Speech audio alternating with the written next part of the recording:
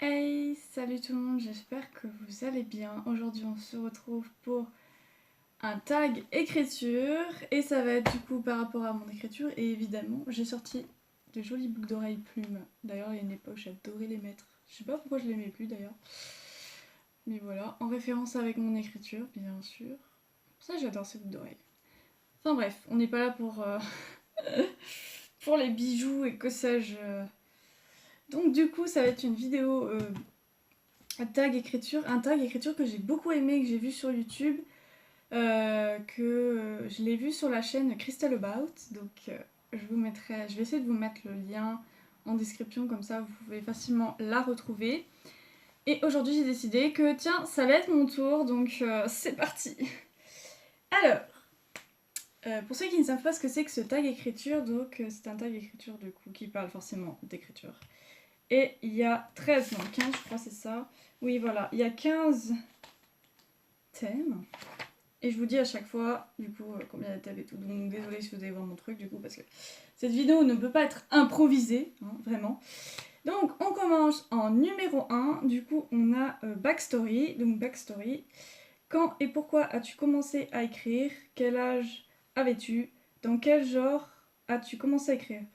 Alors c'est marrant parce que j'ai commencé à écrire à, je dirais, ouais, 14 ans. J'étais au collège, donc 13-14 ans par là. Et ma première histoire, en fait, c'était vraiment... en gros, c'était le personnage que je ne suis pas. C'était vraiment la fille forte et tout ce que je n'étais pas à l'époque. Et je me suis dit que j'allais le reproduire dans un seul personnage. Et à cette époque-là, il faut savoir que je voulais plein d'animaux. Et donc du coup, dans mon histoire, en fait, l'objectif, c'était que mon personnage ait un tel animal. C'est trop marrant d'ailleurs. Et du coup, ça m'a fait beaucoup rire la première histoire. Donc, et voilà, j'ai commencé à écrire comme ça. Et aussi parce que tout simplement, j'ai eu un peu la vie dure, la vie compliquée, on va dire. Comme je suis dyslexique, et je ne le savais pas à cette période-là, mais ça m'enfonçait déjà, ça commençait à m'enfoncer en fait. Et je me rendais pas compte qu'il y avait un truc avec moi, mais je ne savais pas quoi. Et bien sûr, je n'étais pas vraiment aidée dans mon cercle, on va dire, autour de moi. Et j'avais des problèmes de santé, donc avec ça, rajouter ce petit pactole sympa, je vous laisse imaginer comment j'étais. Voilà, c'était une horreur, vraiment. Donc, du coup, non, franchement, voilà, comment j'ai commencé. Et dans quel genre? Bah, du coup, c'était plutôt réaliste. En vrai, le premier, c'était plutôt réaliste et... attendez, je vais vous montrer. Du coup, j'avais le carnet. Voilà, comment dire que la couverture, c'est ça. D'accord, vraiment c'est...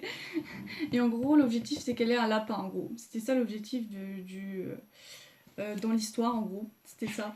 Et en gros du coup le titre c'est Rêve de Tracy du coup. Histoire qui bien sûr n'a jamais trouvé sa fin, mais je vous montre un peu comment c'était à l'intérieur. Là par exemple, et en fait j'ai vraiment une écriture dégueulasse parce que je suis dysgraphique. Mais regardez, il y avait même des petits dessins, c'est carrément trop marrant. Je sais pas si vous allez bien voir. Regardez.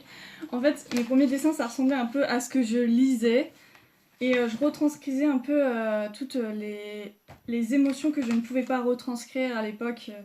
Du coup, pendant que j'étais au collège, tout ça. Donc, puis là, celle-ci, cette scène, elle est vraiment épique. Mais vraiment. Bon, bref, faut pas trop que je passe le temps à chaque question. Question suivante. Du coup, 2. Antagoniste. Alors, ça, c'est... quel est le... non, protagoniste, pardon. Autant pour moi. Comment était ton premier personnage principal et comment tes goûts et muses ont évolué depuis? Bah du coup, je vous l'ai un peu dit. Comment était mon personnage principal? Un personnage que je n'étais pas, clairement. Et ça tournait autour des animaux, du coup. Je vous l'ai expliqué parce qu'elle voulait absolument un lapin, donc elle était déterminée dans ses objectifs à avoir un lapin. Je sais pas pourquoi d'ailleurs, pourquoi ça, je n'en sais absolument rien, ne me demandez pas, aucune idée, vraiment. Mais elle était plutôt drôle en vrai, cette histoire. Et il se passait que des trucs bizarres, donc surtout son ami est un peu chelou en fait. et je pense que je m'inspire beaucoup de ce qu'il y a autour de moi. Mais j'ai toujours eu de l'imagination, genre depuis que je suis petite j'ai toujours eu de l'imagination, mais en grandissant ça m'a jamais quitté en fait. Et ça continue de m'envahir en fait tous les jours. Et comme je suis quelqu'un qui analyse beaucoup tout, bah du coup c'est pratique euh, pour plein de choses en fait. Mais en gros voilà, et depuis que ça a évolué, bah, je dirais que maintenant c'est plus le temps. J'ai moins le temps en fait d'écrire puisque je fais plus de choses à côté, niveau études ou quand je travaille, tout ça. Donc je dirais que c'est plutôt ça le principal problème. Qu'est-ce qui a évolué? Alors malheureusement je suis dyslexique, donc forcément ça a toujours été compliqué niveau écriture et niveau lecture. J'ai commencé du coup la lecture seulement. Alors, la première fois que j'ai lu un livre, c'était. Mais je crois que c'est dans les dernières questions, ça. Ouais, en fait, je vais vous le dire après parce que c'est dans les. Je me mélange déjà. Donc, un des gros problèmes quand t'es dyslexique, tu te mélanges. Donc, voilà. Je m'arrête là avant de répondre à une autre question avant, donc c'est débile. Passons à la question suivante. Antagoniste, quel est le pire conseil d'écriture que tu aies reçu et à quoi ressemblait ton premier échec ou ta première perte de confiance? Alors, ma première perte de confiance, ça a été à cause de la... Je vous laisse deviner. Dyslexie. Eh ben oui, bah en fait, la perte de confiance, je l'ai absolument tout le temps. Parce que quand t'es dyslexique, tu doutes tout le temps parce que tu fais des fautes partout, tout le temps. Bref, voilà, c'est les fautes par milliers. C'est dans ta tête, tu t'imagines des mots qui ne sont pas comme ça, tu les entends comme ça, mais ton cerveau les voit comme ça, ou tu confonds, tu inverses, bref, c'est un gros bazar. Encore une fois, tout est lié à ma dyslexie, puisque c'est assez compliqué, assez contraignant, et, euh, et du coup, j'ai beaucoup de perte de confiance en moi, du coup. Mais du coup, mes histoires sont là aussi pour me rappeler que j'arrive à faire des choses et que voilà, il faut que j'ai plus confiance en moi, on va dire, en mon écriture, en tout en fait, en ma personne entièrement et même ce que je fais à côté. Donc c'est ultra important d'avoir confiance en soi et j'arrête pas de perdre confiance en moi. Même limite, il se passe un événement, je sors avec quelqu'un ou je suis avec telle personne, je suis amie avec... Bref, je remets tout en question, c'est horrible, tout le temps. Et c'est fatigant. Surtout, surtout en ce moment. Mais voilà, parenthèse, on n'est pas obligé de... Là, je suis en train de sortir un peu du thème de l'écriture, donc on revient. Ça a été comme ça ma perte de confiance. Et le pire conseil d'écriture qu'on m'a dit, bah, c'est d'arrêter d'écrire en fait. Et aussi de me dire que je pourrais pas en faire un métier, que ça sert à rien d'écrire. Ça, c'est un conseil qu'on m'a dit que je pense qu'il est très mauvais. Déjà, de un, non, tu n'arrêtes pas d'écrire si. Voilà. Et non, tu peux en faire un métier. Enfin, même si tu gagnes pas énormément, ça veut pas dire que tu peux pas essayer. Je trouve ça débile le conseil que j'ai reçu. Je ne dirais pas qui c'est puisque je préfère que ça reste anonyme. Mais franchement, pour moi, c'est un mauvais conseil, vraiment à éviter. Vraiment, pire conseil possible. Alors, question suivante. Super power. Quelle partie de l'écriture ou du processus d'écriture est ta plus grande force? Exemple, les émotions, montrer comment raconter, bref, premier jet, tout ça. Ah ah. Et bah alors là, je vais vous dire c'est quoi la partie la plus simple pour moi. Bah c'est le premier jet. Et surtout les émotions. Chez moi, j'ai un talent pour décrire des émotions. Je suis ultra forte pour décrire des émotions. C'est vraiment mon gros atout.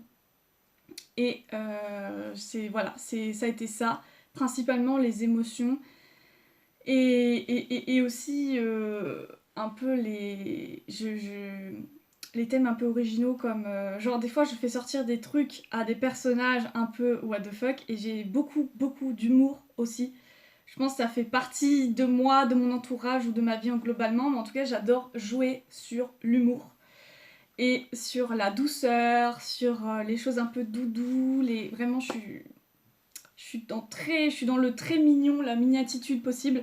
Je sais que c'est pas... moi, par exemple, j'ai vraiment la philosophie que le monde de bisounours, il existe. Donc, je sais, vous allez me dire, mais c'est irréaliste, mais moi, j'y crois. Donc, écoutez, si moi, j'y crois, c'est pas grave. Moi, ça me va, c'est très bien. Et voilà. Donc, Et du coup, bah, c'est ça. Ma plus grande, c'est le premier jet. Parce que, en fait, bah, bon, avec ma dyslexie, ça reste galère, mais je me sens proche de l'univers, des personnages, de tout ce que je crée. Donc, du coup, pour moi, clairement, le premier jet, c'est THE truc que je préfère. En plus, je peux écrire parfois sans même relire ce que je fais, donc ça aide. Surtout quand c'est dyslexique, tu vois déjà tout le temps quand tu fais des fautes. Vous imaginez bien que l'étape de la réécriture, du coup, est très très compliquée et beaucoup plus dure pour moi, parce que comme je suis dyslexique, je ne vois absolument pas mes fautes, c'est compliqué. En tout cas, faut les chercher, faut décortiquer, bref, total, c'est hyper compliqué. Donc, passons à la question suivante. C'est parti. Donc là, la kryptonite. Donc c'est parti. Quelle partie de l'écriture est ta plus grande faiblesse? Ah bah là, direct, les corrections et la réécriture. Vous avez deviné, en tant que dyslexique, c'est ultra compliqué de pouvoir voir tes fautes. Tout simplement parce que dans ta tête, ton cerveau, ton tic, enfin, c'est comme un tic dans le cerveau en fait, qui te montre des choses, bref, tout se mélange, tout c'est n'importe quoi dans ta tête. Donc résultat, sur ton manuscrit, t'as du mal à voir ce qui ne va pas. T'as tendance même à en rajouter. Des fois tu y arrives, tu vois, puis des fois pas. Et ça reste quelque chose de très très très très compliqué. C'est pour ça que pour les personnes dyslexiques qui écrivent, je vous recommande vraiment la bêta lecture, l'alpha lecture, bref, tout ce genre de trucs parce que ça aide. J'ai commencé à en faire. Euh, et d'ailleurs, merci à Niagara qui passe par là, parce qu'elle, ça a été ma première alpha lectrice. Et d'ailleurs, elle me manque. Mais bon, parenthèse. Et du coup, je sais que quand j'ai des pertes de confiance, c'est vers elle que je vais. Et du coup, elle me donne plein de conseils, comme les autres personnes qui me bétalisent. Bon, pour le moment, j'en ai plus qu'une, mais bon, c'est pas grave. Euh, et donc, c'est Elsa, si tu passes par là, voilà, petit coucou. Et voilà, je suis très heureuse. Mais ça permet vraiment d'améliorer et de reprendre confiance aussi un peu sur nos écrits, tout ça, sur nos histoires. Question suivante. Training montage. Quelles forces ou faiblesses ont évolué au fil des années? Qu'as-tu fait pour améliorer ton travail? Bah déjà, pour améliorer mon travail, je vous montre un livre, voilà. La lecture. La base, la base, la base. Surtout quand on est dyslexique et qu'on est nul. Voilà. C'est la lecture, c'est vraiment ce qui m'a aidé le plus. Et le fait de lire beaucoup, beaucoup, beaucoup, même si je suis dyslexique, ça m'a permis de pouvoir m'améliorer très très rapidement et d'avoir un peu cette envie de m'imprégner des autres, de voir comment est construite une histoire, comment c'est fait, bref, plein de choses. Et du coup, ce serait le conseil que je vous donnerais. J'ai été voir aussi des conseils, donc comme Christelle Lebailly, et quand j'ai commencé du coup à être activement dans l'écriture en 2020. Et j'ai pris en fait des conseils à droite, à gauche, que j'ai vu sur internet, partout, de plein de personnes qui donnaient des conseils. Et du coup, je vous recommande d'aller voir des conseils. Après, il faut aussi savoir ce qu'il faut faire, ce qu'il faut pas faire, mais en même temps, il faut essayer. Il n'y a que en essayant et en écrivant et en s'entraînant qu'on peut s'améliorer. Question suivante. Tac. Alors, respond of choice. Quel personnage as-tu utilisé le long de ton parcours? Oui. Et quel est ton préféré et pourquoi? Haha, je pense que c'est Candy dans Fille des Glaces. Pour tout simplement, Fille des Glaces, ça a été le roman que j'ai écrit en 2018. Et honnêtement, ça a été un personnage qui m'a beaucoup aidé, qui m'a fait rire, En fait, c'est un personnage que je rêve... En fait, c'est une personne forte que je rêve d'être. Et tous les jours, j'ai envie d'être ce personnage. Et je trouve qu'il m'a vraiment aidé psychologiquement, tout ça, mentalement, me dire voilà, plus tard, je serai cette personne. J'aurai confiance en moi. Donc, entre parenthèses, mon personnage, elle est hyper gourmande. Elle mange tout ce qui est sucré. Elle adore le rose. Et elle s'est même teint les cheveux en rose pour vous dire à quel point ça a pris un ampleur. Et Candy, je l'adore dans plein d'aspects. Et bref, c'est mon personnage qui m'a suivi et qui me suit encore. Et je suis toujours en fait dans cette saga. J'ai l'impression qu'elle le sera très très longtemps. Je suis pas prête de terminer cette saga. Du coup, c'est une saga du coup fantastique pour vous mettre un peu d'ambiance, enfin dans le truc. Et en gros, elle a des pouvoirs magiques. Et elle a un trait de caractère que j'adore, que je n'ai pas et que je voudrais trop avoir, c'est avoir confiance en moi. Voilà. Même si des fois j'y arrive, bah souvent j'y arrive pas, donc c'est chiant.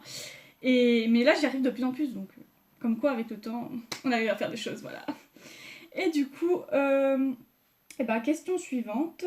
3Z, Sick des Skate, bref, j'arrive pas à prononcer, mais c'est pas grave, je vous mettrai de toute façon le truc en question. Quel est ton compagnon préféré pour câliner ou consommer durant l'écriture? Est-ce que tu as changé au fil des années? Ah ah, alors moi, il me faut toujours, soit... Non, pas forcément. Des fois, j'ai pas besoin d'une boisson. Soit des gourmandises, soit des trucs que j'aime bien grignoter. J'ai toujours mon chat. Bon, là, je l'ai plus, mais c'est pas grave. Et sinon, j'ai des peluches. Oui, je sais, c'est très cliché. Des peluches par milliers, voilà, tout ça. Oui, vraiment. J'aime bien avoir une peluche avec moi, en fait, comme ça, je peux... Voilà. Et toujours, genre, vraiment, j'aime bien avoir des peluches. Je suis trop fan des peluches, faut savoir. Genre, vraiment, depuis que je suis petite, je crois, les peluches, c'est mon truc, en fait. Donc, du coup, voilà. Bref, on va les enlever un peu, hein, parce que... du coup, question suivante. Zero of two errors.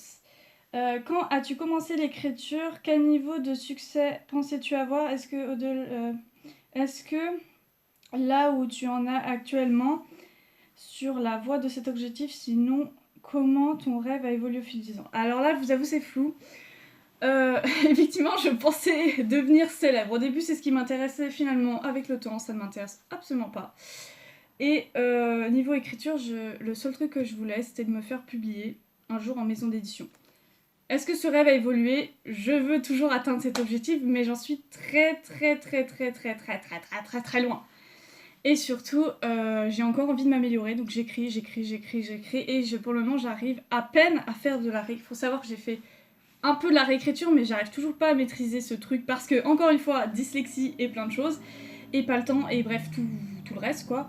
Donc du coup, je suis pas encore sur la voie de mon objectif de me faire publier, en tout cas... D'ailleurs, le premier objectif déjà pour commencer, ce serait d'imprimer mon roman. Je pense que là déjà le fait de l'avoir entre les mains, ça m'aiderait parce que moi je préfère le concret et pour le moment je n'ai pas de concret. Pour le moment toutes mes histoires sont sur mon ordinateur, mais seulement sur mon ordi. Donc je vous avoue que c'est un peu embêtant. Question suivante. Remember me name. Quels auteurs t'ont aidé à réaliser ton intérêt ou ta passion pour l'écriture? Quels livres t'ont aidé à façonner ton style d'écriture, ton genre de ou tes goûts? Bah c'est simple, déjà c'est les... Déjà, il y a eu mon autrice préférée, c'est Sainte Anne. Ça a été parce que ça a été la saga que j'ai adoré lire, tout ça, dont je suis tombée amoureuse vraiment. Et voilà, il y a eu ça. Et il y a aussi, bien sûr, le groupe Discord, les tipoteurs. Voilà, genre c'est vraiment... J'ai trouvé en fait des amis, des copains écriture, des copains en gros qui écrivaient comme moi. Et je me suis fait quelques amis, un petit cercle on va dire. Et du coup qui m'ont motivée, et on est devenus entre guillemets des amis pour travailler ensemble sur l'écriture et nos projets et on se soutient et dès qu'on a besoin on va vers eux, par exemple quand j'ai besoin soit je vais vers Mariana, soit je vais vers Niagara, enfin tout ça et c'est trop bien parce que j'adore échanger avec eux et j'adore pouvoir améliorer mon texte, tout ça. Je sais que sans eux j'arriverai pas et même qu'il y a une histoire qui s'est faite grâce à ces personnes parce que sans eux je pense que j'aurais rien pu faire. Et voilà, donc merci à eux de m'accompagner et d'être encore là malgré les années qui se sont passées. Et j'espère que ça durera encore longtemps parce que sans vous, je suis vraiment perdue. Donc, question suivante. D'ailleurs, mes goûts de prédilection, je vous ai pas dit. Fantasy, fantastique, pardon. Et science-fiction, ça c'est mes genres de prédilection. Réalisme, mais attention, il faut que ce soit des thèmes particuliers, comme la maladie... et c'est à peu près tout. Enfin, ouais, voilà. Bref. Ou des trucs pas feel good, mais un peu avec du positif, on va dire. Des romans un peu avec du positif et un peu de développement personnel, mais ça reste un petit chouïa, quoi. Ensuite, Marvel of DS. Comment la comparaison entre ton parcours d'auteur et celui des autres a-t-il démantelé ou aidé le tien? Un conseil pour surmonter ça. Alors là, c'est un gros problème chez moi. Donc déjà, de 1, j'avais le syndrome de l'imposteur. De 2, je me compare tout le temps aux autres.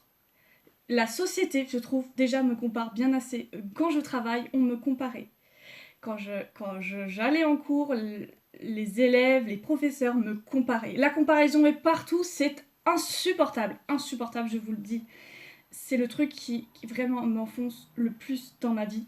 Malheureusement, Instagram est bien parce qu'on peut trouver plein de conseils, mais aussi est mauvais quelquefois pour moi, pour ma santé mentale, puisque on voit absolument les réussites de tout le monde et parfois on a l'impression que oh mon dieu ils sont meilleurs que toi, oh mon dieu machin truc, là, que ça, et je trouve vraiment que c'est une horreur. Surtout nous actuellement, les réseaux sociaux, on se compare malgré tout en fait.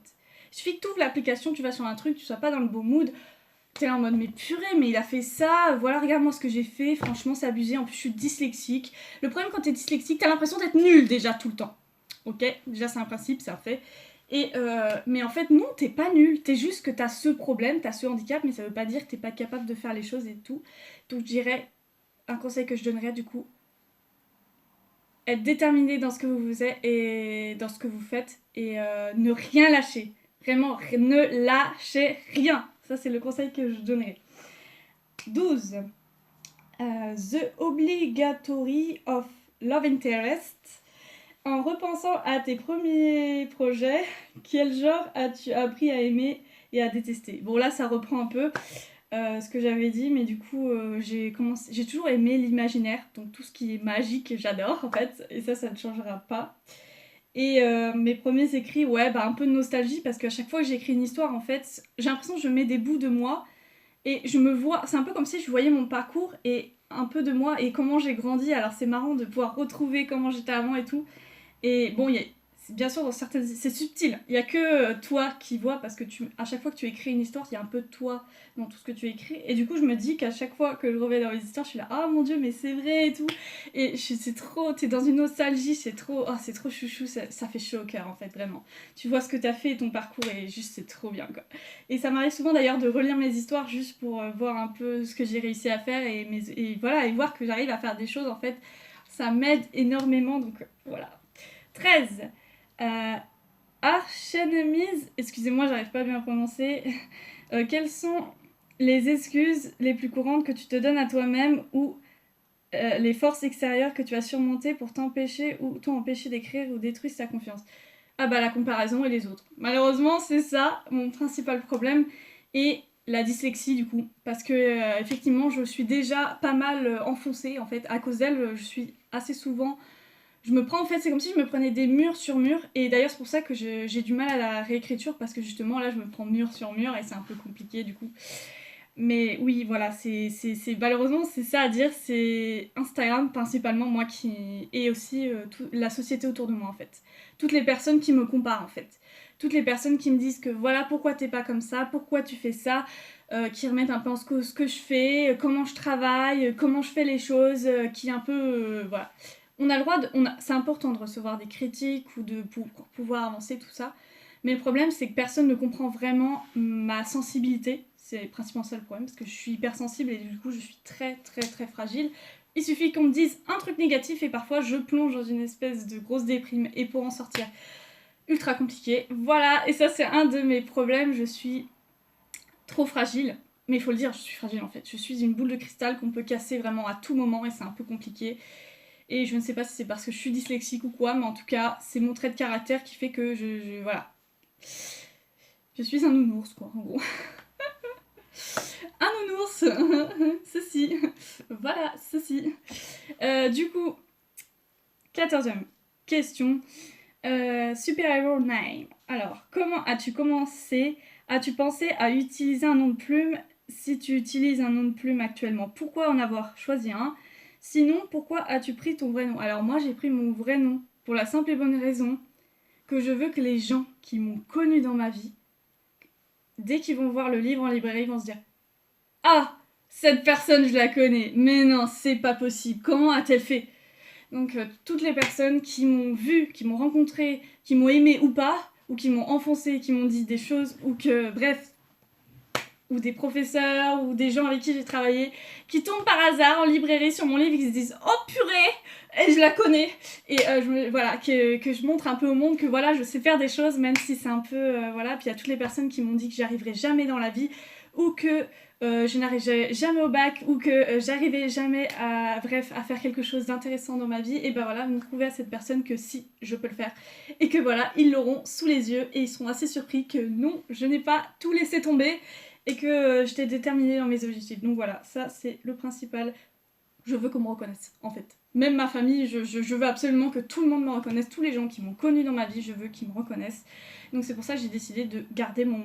Et puis c'est moi, enfin genre, mon prénom et mon nom de famille, quoi, en gros, sur la couverture, bref, sur toutes les couvertures de toutes mes histoires. Je sais pas si ça va évoluer avec le temps, en tout cas pour le moment c'est comme ça, et je préfère que ce soit comme ça. 15. Tag des autres auteurs. Eh bien, bref, le Avengers Sound, bah, c'est taguer tes auteurs préférés ou ceux qui l'ont... Bah, j'invite à tout le monde à tous ceux qui veulent faire le tag écriture à le faire, du coup. Et puis voilà. De toute façon, beaucoup de personnes ont fait le tag, notamment Christelle About, Margot de Seine, Candice Boisseau, Soleil, Amandine Lambert, bref, tous les auteurs j'ai vu qui l'ont fait, donc ceux qui ne l'ont pas fait et qui ont très envie de le faire, je vous invite à le faire, donc tous ceux qui sont auteurs et qui n'ont pas fait le tag origine auteur, parce qu'en fait du coup le tag c'est comme ça qu'il s'appelle. Je sais pas si je l'ai dit au début de vidéo, mais en gros le tag c'est auteur origine tag, voilà. On sait jamais si je l'ai dit ou pas, je me souviens plus. Ça fait partie aussi de la dyslexie, pour ceux qui ne savent pas. Voilà. Et je vais m'arrêter là parce que cette vidéo est déjà beaucoup trop longue. Voilà, merci d'avoir regardé et à bientôt pour une nouvelle vidéo. Bye tout le monde!